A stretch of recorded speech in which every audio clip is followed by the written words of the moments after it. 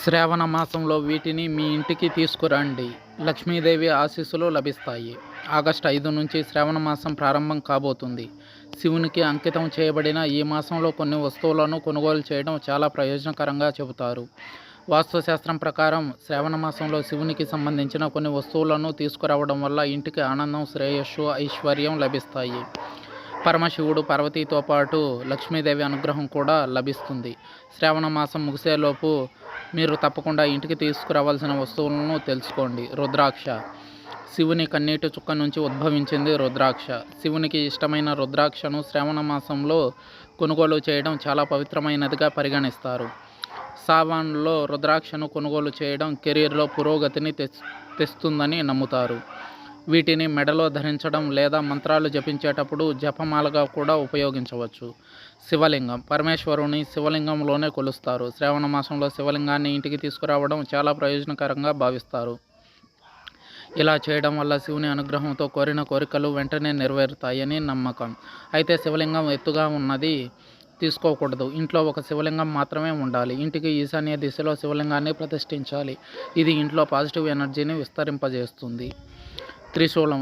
శివునికి త్రిశూలం చాలా ప్రీతికరమైంది. పరమేశ్వరుడి చేతిలో ఎల్లప్పుడూ ఉండే త్రిశూలం ఇంటికి తీసుకురావడం కూడా మంచిది. మీరు ఈ మాసంలో మీ సామర్థ్యం ప్రకారం వెండి, రాగి, బంగారంతో తయారు చేయించిన త్రిశూలాన్ని కొనుగోలు చేయవచ్చు. ఇలా చేయడం వల్ల సమస్యల నుంచి రక్షణ లభిస్తుందని నమ్ముతారు. అడ్డంకుల నుండి విముక్తి కూడా లభిస్తుంది. వెండి కంకణం. శ్రావణ మాసంలో వెండి కంకణం కొనడం చాలా శుభప్రదంగా చెప్తారు. ఇలా చేయడం వల్ల శివుని అనుగ్రహం లభిస్తుందని, ఆ వ్యక్తికి ఉన్న బాధలు, కష్టాలు తొలగిపోతాయని చెబుతారు. డమరుకం. దేవదేవుడైన మహాదేవునికి డమరుకం చాలా ప్రియమైనది. త్రిశూలానికి ఈ డమరుకం ఉంటుంది. శ్రావణ మాసంలో డమరుకం కొనుగోలు చేయడం చాలా ప్రయోజనకరంగా ఉంటుంది. ఇలా చేయడం వల్ల శివుడు సంతోషిస్తాడని, ఆర్థిక సంక్షోభం నుండి ఉపశమనం కలుగుతుందని నమ్ముతారు. శమి వృక్షం. శివుని పూజలో శమి ఆకులు ఉపయోగించడం చాలా శుభప్రదంగా పరిగణిస్తారు. ఈ శ్రావణ మాసంలో మీరు శమి మొక్కను కొనుగోలు చేసి ఇంట్లో నాటడం వల్ల శివుడు సంతోషిస్తాడని నమ్ముతారు. శమి వృక్షాన్ని ఇంటికి తీసుకురావడం లక్ష్మీదేవిని ప్రసన్నం చేసుకుంటుందని చెబుతారు.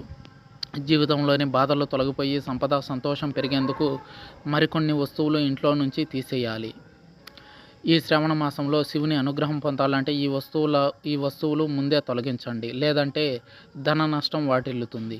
విరిగిన విగ్రహాలు ఇంట్లో లేదా పూజ గదిలో ఉంచడం అశుభంగా భావిస్తారు. ఇటువంటి విగ్రహాలు లేదా చిత్రపటాలు ఇంట్లో ఉంటే అది అభివృద్ధికి ఆటంకం కలిగిస్తుంది. అందుకే శ్రావణ మాసం రావడానికి ముందే వీటిని నదిలో నిమజ్జనం చేయడం చాలా మంచిది. పని చేయని గడియారం. వాస్తు ప్రకారం ఇంట్లో ఎప్పుడూ చెడిపోయినా, పగిలిపోయిన గడియారం ఉండకూడదు. ఇది అదృష్టాన్ని అడ్డుకుంటుంది. అందుకే వీటిని తొలగించడం చాలా మంచిది, లేదంటే పురోగతిని ఆపేస్తుంది. బూట్లు, చెప్పులు. పాతవి, తెగిపోయిన బూట్లు, చెప్పులు ఇంట్లో ఉంచడం మంచిది కాదు. వాస్తు ప్రకారం ఇలాంటివి ఇంట్లో ఉంటే నెగిటివ్ ఎనర్జీ పెరుగుతుంది. అందుకే వీలైనంత త్వరగా వీటిని పారేయాలి. చిరిగిన పుస్తకాలు, చెదలు పట్టిన పాత మత గ్రంథాలు ఇంట్లో ఉంచకూడదు. ఇవి నెగిటివ్ ఎనర్జీని ఇస్తాయి. వీటిని ప్రవహిస్తున్న నీటిలో వదిలేయాలి.